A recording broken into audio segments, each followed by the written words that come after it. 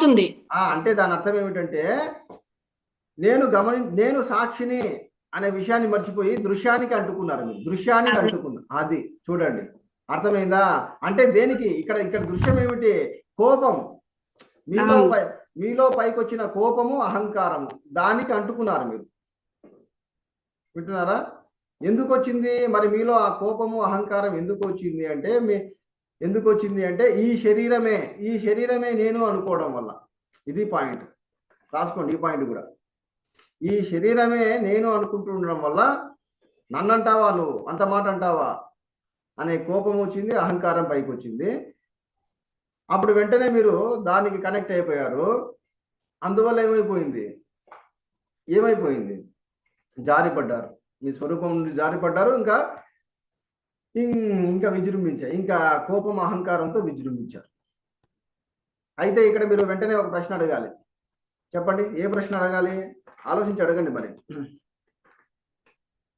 అడగాలి. అయితే గురువు గారు, మరి ఎవరైనా నన్ను తిడుతూ ఉన్నప్పుడు నేను ఒక బొమ్మలాగా సైలెంట్గా కూర్చోవాలా? మరి ఏమి చేయాలి చెప్పండి అనే ప్రశ్న వస్తుందా లేదా మీకు? చెప్పండి.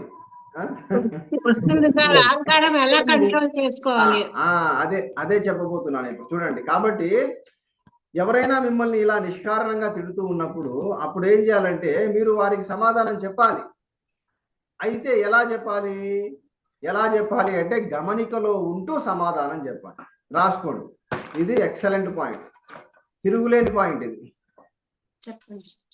అర్థమైందా? గమనికలో ఉంటూ అంటే మీలో ఏది సమాధానం చెబుతుంది వాళ్ళకు, దానిని గమనిస్తూ చెప్పాలి. ఇది బాగా ఎంతో శ్రద్ధగా వినండి.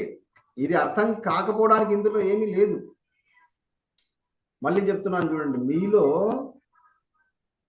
మీలో ఏదైతే వారికి సమాధానం చెబుతుందో దానిని గమనిస్తూ చెప్పాలి.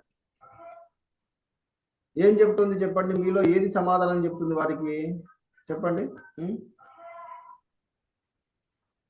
అహం స్వయం. కాదు, మీలో ఉండే గుణం, మీలో ఉండే సత్వగుణం. చెప్పాను కదా, ప్రతి ఒక్కరిలో 3 గుణాలు ఉంటాయి: సత్వగుణము, రజోగుణము, తమో గుణం. వింటున్నారా? ఇప్పుడు మీరు గమనికలో ఉన్నారంటే మీలో సత్వగుణం అనేది అధికంగా ఉన్నట్లు. కాబట్టి ఇప్పుడు వారికి ఏది సమాధానం చెప్తుంది అంటే మీలో ఉండే సత్వగుణం. కాబట్టి నాలోని సత్వగుణము వారితో మాట్లాడుతుంది అని గమనిస్తూ మాట్లాడారనుకోండి, అద్భుతం. ఇంకా మీరు కోపానికి అంటుకోరు, అహంకారానికి అంటుకోరు. ఇది నేను అనుభవంతో చెప్తున్నానండి, దయచేసి రాసుకోండి. అంతేకాదు, ప్రాక్టీస్ ఆచరణలో పెట్టండి. ఇప్పుడు ఈ క్లాస్ అయిపోగానే తప్పకుండా మీ ఇంట్లో ఎవరో ఒకరు మిమ్మల్ని గట్టిగా నిలదీయొచ్చు, మిమ్మల్ని గట్టిగా మీతో గట్టిగా మాట్లాడవచ్చు.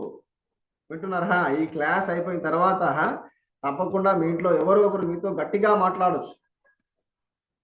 అప్పుడు మీరు వారితో ఎలా ప్రవర్తిస్తారు చెప్పండి? ఎలా మాట్లాడతారు వారితో చెప్పండి? ఆలోచించి నిదానంగా మాట్లాడాలి. కాదండి, ఆలోచించి. సింపుల్గా చెప్తాను చూడండి, సింపుల్గా చెప్తాను మీకు అర్థమయ్యేలా. అప్పుడు మీరు వారితో ఎలా మాట్లాడాలంటే, ఇప్పుడు మాట్లాడేది నేను కాదు, నాలోని గుణము మాట్లాడుతుంది అనే గమనికలో ఉంటూ మాట్లాడాలి. ఇది పాయింట్. అబ్బా, కొన్ని ఇలా ఎలా చెప్పాలి అని విచారణ చేస్తూ ఉంటే ఇలా వస్తూ ఉంటాయి. అర్థమైందా ఈ పాయింట్? ఈసారి మీరు ఎవరితో అయినా మాట్లాడేటప్పుడు ఎలా మాట్లాడతారు? నేనే మాట్లాడుతున్నాను అని మాట్లాడతారా? ఎలా మాట్లాడతారు చెప్పండి? చెప్పండి, రాసుకోండి.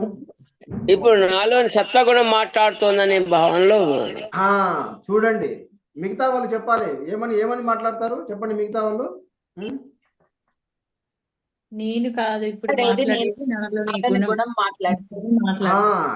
కరెక్ట్.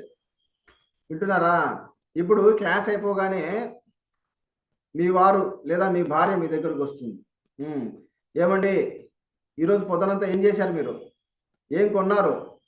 ఏం తిన్నారు అన్నారు అనుకోండి, అప్పుడు వాళ్ళతో మాట్లాడండి.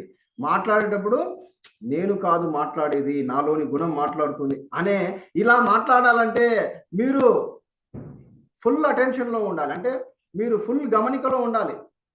ఇలా మాట్లాడడం అనేది ఆషామాషి విషయం కాదండి. మీరు ఎంతో గమనిక మీరు ఎంతో గమనికలో ఉంటే తప్ప ఈ స్థితిలో ఉండలేరు మీరు. ఒక విధంగా చెప్పాలంటే మిమ్మల్ని మీరు ఎంతో బాగా గమనిస్తూ మాట్లాడాలి. మిమ్మల్ని మీరు గమనిస్తూ మాట్లాడినప్పుడే ఆ స్థితిలో ఉండగలరు. ఇంతకాలం ఏం చేశారు? మీ చుట్టూ ఉండే వ్యక్తులను, మీ చుట్టూ ఉండే వస్తువులను గమనిస్తూ వచ్చారు. అలాగా ఇప్పుడు ఏదైనా మాట మాట్లాడేటప్పుడు, ఏదైనా పని చేసేటప్పుడు మిమ్మల్ని మీరు బాగా గమనిస్తూ చేయాలి. అది ఛాలెంజింగ్. అయితే వెంటనే కింద పడిపోతారు, ఆ స్థితిలో ఉండలేరు. అంత మాత్రాన నిరుత్సాహపడకూడదు.